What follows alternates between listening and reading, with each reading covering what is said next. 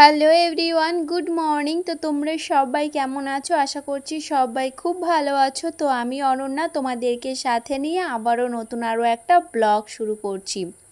তো এখন হচ্ছে সকালবেলা, এইমাত্রই ঘুম থেকে উঠলাম। ঘুম থেকে উঠেই সোজা চলে এসেছি কলে একটু বাসনগুলো ধোয়ার জন্য। ঘরের কোনো কাজ করা হয়নি, তো ভাবলাম যে জল এসে গেছে কলে, আর আমাদের তো টাইম কলে জল আসে, সেই জলেই সব কাজ করতে হয়। এমনি চাপ কল আছে, কিন্তু চাপ কল টিপে না কাজ করতে ইচ্ছা করে না, তো সে কারণে এই টাইম কলে যখন জল আসে তখনই সব কাজবাজ করা হয়। তো ভাবলাম জল যখন চলে এসছে, আর 6টার সময় জল আসে, আর এখন বাজে প্রায় 6:30 মতো। তো আজকে সকাল সকাল ঘুম থেকে উঠে পড়েছি। তো ঘুম থেকে উঠে অন্যান্য কোনো কাজ করিনি, সোজা চলে এসেছি কলে একটু বাসনগুলো ধোয়ার জন্য। তো বাসনগুলো এখন ধুয়ে নিচ্ছি। আর কি বলো তো, আমাদের মানে ফ্যামিলিতে অনেক লোক যেহেতু, তো সে কারণে কাজগুলো না একটু সেরকমভাবেই করতে হয় যে আমি করব, তারপর আরেকজন আসবে সে করবে, তারপর আরেকজন আসবে সে করবে, মানে এরকম করে আর কি করতে হয়। তো সে কারণে ভাবলাম তাড়াতাড়ি কাজগুলো, মানে কলের কাজগুলো করে নিই। তো এখন এই যে আমি ধুয়ে নিচ্ছি, তারপর আমার যা আসবে কলে, আমার যাও ধোয়াধুয়ির কাজগুলো করবে, তারপর আমার শাশুড়ি ধোবে। এই কলের জলে আর কি সবার কাজ করা হয়, তারপর সবার স্নান নান তো আছেই, সব এখানেই করা হয়। আর আমাদের বাড়িতে একটু জলের প্রবলেমটা আগাগোড়ায় একটু মানে কষ্টকর জলের প্রবলেমটা। আর শুধু আমাদের বাড়ি বলবো তাও কিন্তু না, মানে আমাদের এই পাড়াটাই আর কি এরকম, জানো তো, সবার বাড়ি এই টাইম কলের জল। তো এই জল আসে সবাই তখনই কাজ করে, মানে কারো বাড়ি চাপ কল নেই, আর যাদের বাড়িও আছে তাদের কল নষ্ট। কেন কি বলো তো, এই যে টাইম কলের জলে কাজ করে করে অভ্যাস যেহেতু, তো কলের কাজ করা হয় না, সে কারণে কলগুলো খারাপ হয়ে যায়। আমাদের এই যে কল ঠিক করার পরে আবারও সেই মানে কী হয়েছে বলো তো, এই যে কল যেহেতু ইউজ করা হয় না, জল থাকে না কলে, সেই জল দিয়ে জল তুলতে হয়, কেউ অত কষ্ট করে? তো সে কারণে কল মানে ওইভাবেই পড়ে আছে, কত টাকা দিয়ে কলটা মানে দেয়া হলো, ওইভাবেই পড়ে আছে। টাইম কলের জল দিয়ে আর কি কাজগুলো করা হয়। তো বাসনগুলো ধুয়ে ওই যে জানলার উপরে রেখে দিয়েছি, এখন মানে বিছানাটা একটু গুছিয়ে নিচ্ছি। আর অয়ন এইমাত্রই উঠলো, অয়নের পাপা ঘুম থেকে উঠে দোকানে চলে গেছে, আর এদিকে আমি বাসন ধুতে গেছিলাম। তো বাসন ধুয়ে এসে দেখি অয়ন ঘুম থেকে উঠে পড়েছে। তারপর ওই যে ও নিজ দিয়ে খেলা করছিল, কি বেশ মানে চাইছিল হয়তো, মানে ওই ড্রয়ারের ভেতরে কিছু ছিল, তো সেটাই আর কি ও নিতে চাচ্ছিল। তো যাই হোক, চাদরটা মানে পেতে নিয়েছি, এখন বালিশগুলো জায়গা মতন রেখে দেবো, তারপর অয়নের খাবার করতে হবে। তো ভাবলাম বিছানাটা গুছিয়ে ঘরটা ঝাড়ু দিয়ে আগে স্নানটা করে নিই, তারপর সব কাজগুলো করব। অয়ন, কি হয়েছে বাবা? ঘুম থেকে উঠে গেছো তুমি? দেখি তো, দেখি তো অয়ন ঘুম থেকে উঠে গেছে নাকি। দেখি কোথায় কেটে গেছে, দেখো নাকের কাছে কতটা কেটে গেছে। ওর নখেই চিড়ে গেছে। চলো, আয় দুষ্টু। দুষ্টু ঘুমিয়ে পড়েছে নাকি? না তো। এই, চলো বাবা বাইরে চলো, ঘরে খুব গরম, সারা রাত তো ঘরেই ছিল। চলো বাইরে চলো এখন, তাকাও আমার দিকে। তো অয়ন এই মাত্র ঘুম থেকে উঠলো। দেখো দেখো, কি করছো? বাসন পড়ে যাবে তো। পড়ে যাবে না বাসন?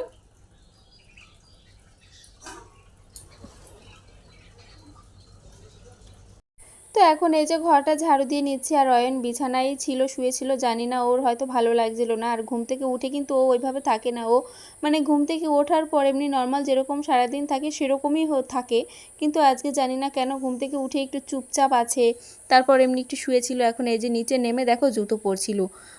ওকে যে আমি কি বলবো বলো তো, এত গরমের মধ্যে ওকে আমি বলি যে জুতো পরতে হয় না, আমি জুতো না মানে সেরে রেখেছিলাম, সেরে বলতে ওই যে যে শোকেসটা না ওইটার মধ্যে ঢুকিয়ে রেখেছিলাম, ও কিভাবে খুঁজিয়ে খুঁজিয়ে বের করে এখন এই যে জুতোটা পরবে। তো এখানে রেখেছি, তাও মানে খুঁজে বের করে দিয়েছি। কোথায় রাখবো বলো তো জুতো? জুতো কি আলমারিতে তুলে রাখার জিনিস বলো তো? আর যদি আমি বলি যে জুতো পরতে হবে না, তারপর ওই যে জিন্সের প্যান্টগুলো পরে ওইগুলো যদি বলি পরতে হবে না, তাহলে কান্না শুরু করে দেবে, জেদ করবে। তো সে কারণে আর কি সেরকম একটা বারণ করি না। আর যখনই ওই জুতো টুতো পরে আর কি বাইরে রাস্তায় যাবে তখনই মানে আশেপাশের লোক বলবে দেখো গরমের মধ্যে বাচ্চাটাকে কি জুতো পরিয়ে রেখেছে ওর মা। আরে আমি পরাই না, মানে কি বলো তো, ও এত জেদ করে না, এত কান্না করে, তো সে কারণের জন্য ও একটু পরে। আর ও পছন্দ করে জানো তো জুতো, তারপরে এই যে জিন্সের প্যান্ট ও বেশ পছন্দ করে। আর তোমাদের দাদাভাই একদম জুতো পরতে চায় না, কত বলে বলে একটা জুতো কিনিয়েছিলাম কিন্তু সেটা পরেইনি, একদিন পরেছিল আর আমাকে খুব বকাবকি করেছিল, বলে হ্যাঁ আমি এসব পরতে পারি না তাও তুমি জোর করো। তো এরকমটা বলেছিল, তারপর থেকে আমি আর তোমাদের দাদাভাইকে বলিও না জুতো টুতো পরার কথা। ওই কেটু পরেই যায় সব জায়গায়, যেখানে যাবে বিয়েবাড়ি বলো, অনুষ্ঠান বলো, তারপর হচ্ছে যে কোনো মেলা টেলা সব জায়গায় আর কি কেটু পরেই যায়, জুতো একদম পরতে চায় না। আর অয়ন হয়েছে পুরো উল্টো, মানে ও সবসময় জুতো পরবে, জিন্সের প্যান্ট পরবে, যেটা ওর বাবা একদম পছন্দ করে না। ওর বাবা বাড়িতে এসে যদি দেখে এরকম জুতো পরে জিন্সের প্যান্ট পরে ঘুরছে তাহলে না বকে, মানে আমাকে বকে যে এরকম পরিয়েছো কেন। কিন্তু কী করবো বলো তো, ও এত জেদ করে না। তারপরে এখন আবার বায়না করছে দেখো ওকে নাকি সোয়েটার পরিয়ে দিতে হবে, এটা মানা যায়? জুতো আর হাফ হাফ প্যান্ট জিন্সের তো সেটা ঠিক আছে, কিন্তু এখন এই গরমে সোয়েটার কে পরে? ও মানে ওইটা ধরে টানাটানি করছিল, দিয়ে আমি ভাবলাম যে কি বেশ বের করবে, তো খুলে দিলাম, এখন বলছে ওনাকে সোয়েটার পরবে। এটা কি মানে মানা যায় বলো তো এত গরমের মধ্যে? তো কি আর করবো, ওই যে দেখিয়ে দিয়েছিল যে ওইটা পরবে। অয়ন, কই বাবা, রাগ হয়ে বসে আছো? এ কেমন রাগ, হাসছো তো? অয়নকে সোয়েটার পরিয়ে দিইনি বলে ও এই যে ফ্রিজে এসে বসে আছে, তাই তো? চলে আসো, এই গরমের মধ্যে কোথায় জুতো, কোথায় জিন্সের প্যান্ট, কোথায় সোয়েটার, কতগুলো ফেলছো কেন? আসো, বাইরে আসো। অয়ন, এই অয়ন,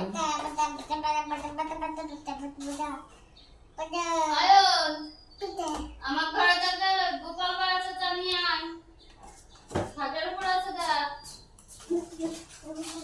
আর এখন আমি অয়নের জন্য রান্না করে নিচ্ছি সুজি। তো অয়ন গেল ওর জেম্মার ঘরে, আর এদিকে আমি সুজিটা বসিয়ে দিচ্ছি। আর হরলিক্স ছিল, তো ভাবলাম যে বাসি পেটে না হরলিক্সটা দেবো না, কেন কি বলো তো, আগে না ওরকম মানে বাসি পেটে হরলিক্স খাইয়ে না মানে বমি করেছিল, তো সে কারণে ভাবলাম একটু সুজি খাইয়ে নিই তারপরে হরলিক্সটা গুলিয়ে দেবো। আর আমার হাতের ওপরে মানে এই যে ডান হাতের ওপরে দেখবে একটু কালো হয়ে আছে, তো ওইখানে না আমার ছোটোবেলায় পুড়ে গেছিলো, তো সে কারণের জন্য কালো হয়ে আছে। তো এখন বাজে হচ্ছে 9:30। তো আজকে ভাবলাম যে সকাল সকাল রান্নাটা করে নিই, যা গরম পড়ে মানে দুপুরবেলা, তো সে কারণে ভাবলাম আজকে সকাল সকাল রান্নাটা করে নিই। আর এইমাত্র আমি হচ্ছে মুড়ি খেয়ে নিলাম, কালকের চিকেন ছিল, মানে আমার যা দিয়েছিল, যা রান্না করেছিল কালকে চিকেন, তো সেটা দিয়েছিল, সেটা মানে ওইভাবে ধরাই ছিল, খাওয়া হয়নি, যেহেতু কালকে মাছ রান্না করেছিলাম খাওয়া হয়নি, মানে সেই চিকেনটা দিয়ে আর কি মুড়ি দিয়ে খেয়ে নিলাম। এখন এই যে ভাতও বসিয়ে দিয়েছি, দেখো এই যে ভাত বসিয়ে দিয়েছি, ভাবলাম যে আগে আগে রান্নাটা করে তারপর বসে থাকবো, না হলে ওই দুপুরবেলা যেমন গরম তেমনি ছেলে বিরক্ত করে, তারপরে আবার মানে অনেক রকম সমস্যা, গরমের মধ্যে ভালো লাগে না। তো সে কারণে ভালো আজকে সকাল সকাল রান্নাটা করে নিই। আর এই যে এইখানে মাছগুলো বের করে নিলাম, আজকে এই মাছ রান্না করব, এই করব। আর দেখি কিছু ভাজা টাজা করি। আর এদিকে ফ্রিজে জলের বোতলগুলো এই যে ভরে রেখে দিলাম, তো মানে ফ্রিজে এই গরমের মধ্যে জল না থাকলে ভালো লাগে না, তাই না? তো জলটা থাকতেই হবে। তো চলো এখন রান্নাটা করে নিই। তার আগে ভাবলাম যে ভাতটা যখন বসানো হয়ে গেছে, ভাতটা এদিকে হতে থাক, ততক্ষণ আমি যে ব্লগটা আজকে পোস্ট করব তো সেটা এডিট করে নিই। সেটা এখন এডিট করা হয়নি, এডিট বলতে ওই ভয়েসটা দেওয়া হয়নি।